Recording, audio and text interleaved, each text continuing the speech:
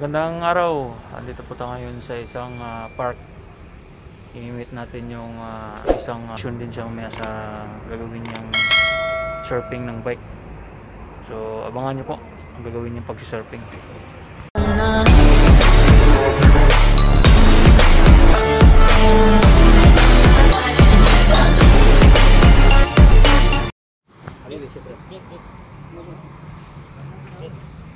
Bet. Yun, nadali mo. Ganito lang ba ito kahaba, tol? Pakistan na restaurant. Tol? Oh, yan lang yan. Ito yung pagkain nila dito, kubos. Sausaw dito sa yan. Ito yung tinatawag nilang paruta. Madalas dito kami kumakain. Kasi una, maganda, masarap dito. Yung dalawang peraso nito, busog ka na. Parang kung ikaw nagda-diet, ito yung maganda.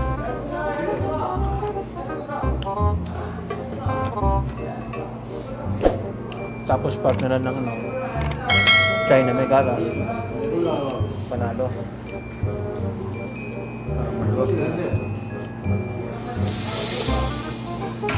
Ito yung tinatawag na paruta.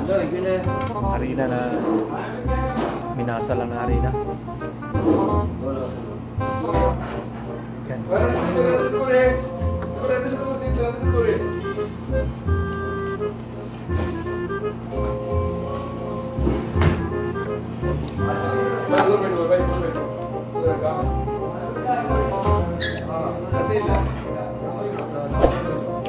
Malaki yung ano? Yung kumando na. Wala nang tagaluto doon. Tsaka yung hanghang nito, tama lang. Takto lang. Wala nang tagaluto doon sa loob. Yung luto na. Hindi ako magluto na. Meron siyang ano, tol. Nahihalo siyang ano. Yung yug. Hindi pa. Diba?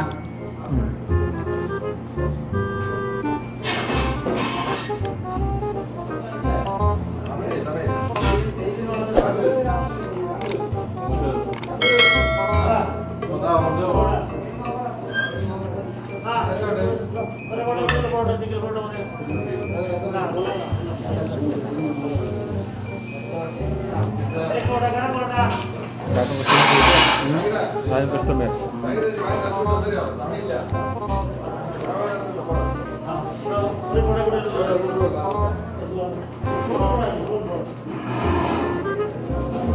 Orang sama mbak malungkot.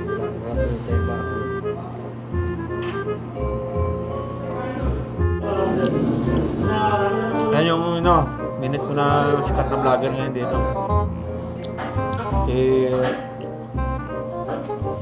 Type nyo lang Fernando Bondo channel. Lalabas na yun. Aspin channel.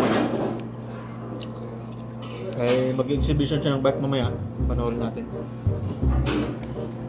Tingnan natin yung pagkasimplang niya. Yan, nakikita niyo sa likod ko. Hindi naliligo yan. Every ano lang yan. Every Bernis. Ito yung pagkain nila. Para nila muna.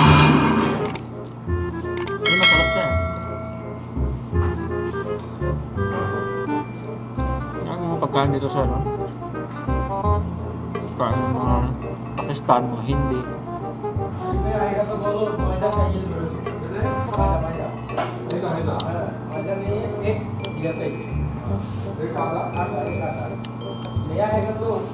Tago rin to si Sinas, no? Hindi pa daw matibay na ebidensya yung ano. Siya kasi nahuli. Yung may quarantine, yung birthday niya, nahuli siya. Hindi. Kailangan magkaroon ka ng knowledge. Pagka pulis ang kalaban mo. Ikaw, pag sinita ka ng pulis, ang gagawin mo? May sarili mo opinion. Kisitayin ako sa kalsaan. Marami kasi. May ginawa ka, kaya may deal niya. Maang ka lang. Meron kasi yung pulis na nantikit lang. Diba? Ano gagawin mo? Sir, bakit po? ginagawa bang kasalanan, mali. Kaya naglalakad lang ako dito. Maaaring naabutan ako ng alas 12 madaling araw. Galing ako sa trabaho, kaya mga ganun ba? Galing ako sa trabaho, sa atin, hindi naman bawal eh. Pag nasa tamang edad na ako eh. Diba?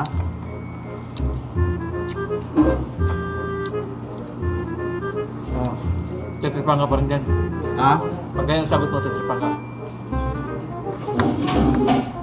Hindi ganun. Kasi ang pulis, hindi pwedeng tabla ng ano yan. Ang naghahatol sa kanila, korte. Ang kaso ng pulis, saka kaso natin, pareho. Hindi ka para sa sundalo. Sundalo, court martial. Ang pulis hindi. Tinanong niya ako, diba? Nakikita niya ako. Ano lang yun? Tagutin mo siya. Ang pulis, kailangan may nahon ka lang. Andun doon yung paggalang sa kanya. So kahit titripan ka niya, magbabago isip niya kasi ginagalang mo siya. Yun yun. So pagka i-approach mo siya ng magalang, Kaya nga. ano sir, naging kasalanan ko sir? Yun lang. Ako hinuli. So siyempre mag-iisip siya parang, kawawa naman ito. Hindi ko pwede pagtripan ito. Kasi pagka pinakitaan mo ng astig, yabang, nyari ka. Gago. Lalo na pagka, no? Merong witness. May yabangan mo, may witness. Nyari ka. Diyan lalabas yung tanim. Sabi ko nga, sa anong dahilan, bakit hindi ko re-respetan yung polis? Di ba? Tinanong niya ang mahal, sasagot niya siya. Sir, galing ako sa trabaho sir. Tapos, ganito yung oras ng labas ko, kaya napadaan. Hindi ka naman nag-iinom, di ba? Marami kang may sasagot sa kanya, matino ka eh. Hindi eh. Hindi ka kabado eh. Kaya nga sa mga aspetong ina-aresto ka niya, huwag ka magpakitang tabang, yabang. Tutuluyan ka niyan. Gagawa ka ng kwento niyan. Kasi sila talaga pupatawad ng batas eh. Gawin ka ng gawaan, taniman ka ng bala, tataniman ka ng ano-ano. Tapos ka. Sabi ko nga, Pero ipakita mo pa rin yung paggalang. pag wala kang ginagawa, sasagot mo siya na maayos. Wala kang ano ba ginagawa masama. Komportable ka eh. Pero yung ginawa kasi ni Binaril, may alitan sila eh. Ito nyo nga, Dapat, kung nangyari nun, naging mahinahon siya, wala yun, hindi magaganon yun. sabi ko nga kay mama, Ma'am, sa ganung punto, may alitan na yan, oh. Lumabas na yung mga lumang video nila. Oh. May kaso na pala sila. Gusto pa pala yung matanda na yun. Sabi ko, hindi mabugat ng ganun yun lang. Kumboga lang yung pinagmulan. Hindi ganun eh. Nag-ano lang siya, naghanap lang siya ng isang dahilan para magalit. Di ba? Isang beses ka na lang. Tutumba kayo sa akin. Oo. Di ba? Pero ito, ayoko na. Ano yun? Nag-ipon lang siya eh. Medyo pa ito.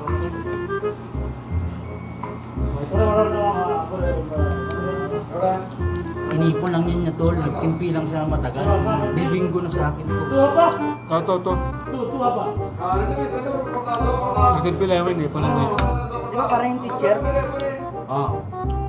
Tahimik ka. Ilang beses ka na sinaway.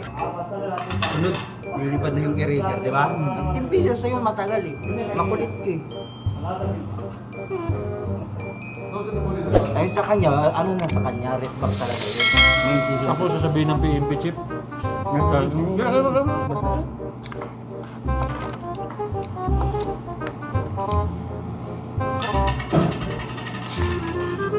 Iba yung timpi niya, galit na eh. Gusto niya kasi bigyan sa ano, gagawin sa doon sa ano nila, lugar nila. Hindi pwede yun. Hindi, isang ngayon, ayun kasi. Hindi mo na pwedeng tirahin para palaban kasi ang pulis nga siya. Patalikod mo tirahin yan. Ang pulis, pag pulis ang kinalaban mo, kailangan itumba mo dito. Kapag hindi mo din dito tumba yan, kari ka. Dami lukulukong pulis. Ako.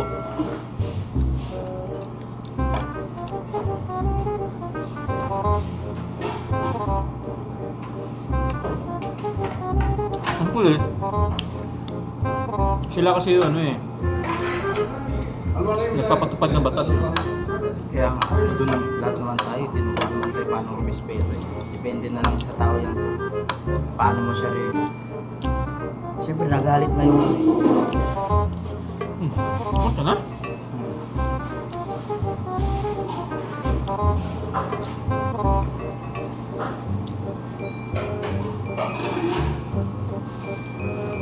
Gusto niya kasi, siya yung ano doon, parang dapat siyang katakutan ba? Hindi yung katakutan eh. Dapat ang gusto ng ano doon, dapat igalang ka, di ba? Hindi yung kinakatakutan ka ng buong barangay nyo. Igalang ka. Ay, si ano yan? Mabait yan sa amin. Yun, di ba? Kilala ka bilang ano? Mabait sa mga kapitbahay mo. Mga kamusta dyan? Ano ba yan? Di ba? Marunong ka may sa isang barangay kayo eh. Bukod nga yung bahay mo, nasa isang barangay ka naman, di ba? Sir, musta sir, di ba? Maganda yun. Papasok ka pa lang sa ano, sir. Good evening. Oh. Eh, sa kanya, katakutan niyo ako. Eh, hindi pwede yan, di ba? Umuhod ka sa ano ka, di ba?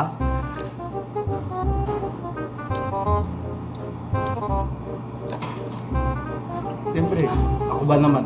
Bakit ako may pagtalo sa mga? Wala na mga atraso. Wala. Di ba? Para saan nga eh? Kulit yan eh. Kaya sa pulis pagkalaban mo, kung ano mga pagbigayan yan, talo kayo. Kapag maraming tao. Pero pag dalawa lang kayo, subukan ng tapang yan. Kasi wala siya makuha ang ebidensya eh. Pagbigwasan mo man yan, walang ebidensya yan, may harapan ka. Kung maraming tao. Sasabihin mo lang, pag pinagsabihan mo na hindi maganda yan, ano yan? Bakit mo tinitreat buhay ko? O, another kaso. Kamis mahal naman yung mas... Mura lahat na yung masukal ngayon ah. Tapos magsisisigaw pa. Ba't nagawa ka? Skandal. Kaso na naman yun. Ganyan ang pulis.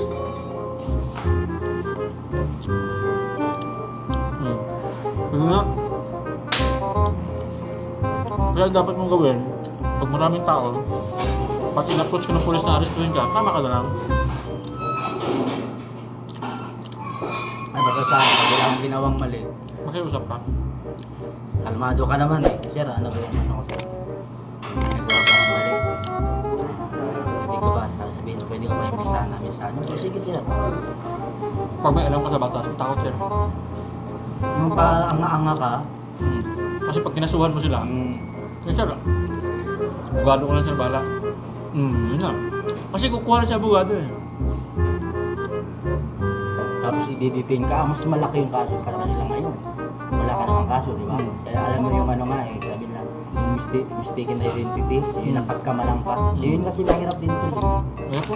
Mahirap yun eh. Mahirap yun eh. Kahit anong alam mo naman, di ba, marami yung magugulat ko. Kamukha mo siya, no, di ba? Oo. Kamukha mo siya, no, sir. Ito yung ID ko, sir. Oh. Diyan na lang magkakatalo kami. Di ba? Ang malupit dyan pag kinalaban ng NBI. Oo. Yan ang malupit na kalaban ng pulis, NBI. Kasi ang NBI na magbigay ng kaso sa lahat. Bakit sila Yung dyan? mahirap eh. Ito mo yung pulis, saka sundalo nag-aaway. Tumba diretso. Tumba. Kasi alam ng sundalo eh. Pagka ginawa sila ng istorya ng pulis, talo ang sundalo. Ang gawin ng sundalo, tibok na.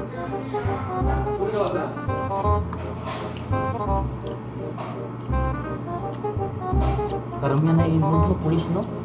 Military bihira lang eh. Sila nga yung ano eh. Sila yung nasasabak sa gera, di ba? Hindi ako military. Ang military, sa bukod kasi sila. Kaya nga eh, sila nga. Bihira lang sila ma-involve.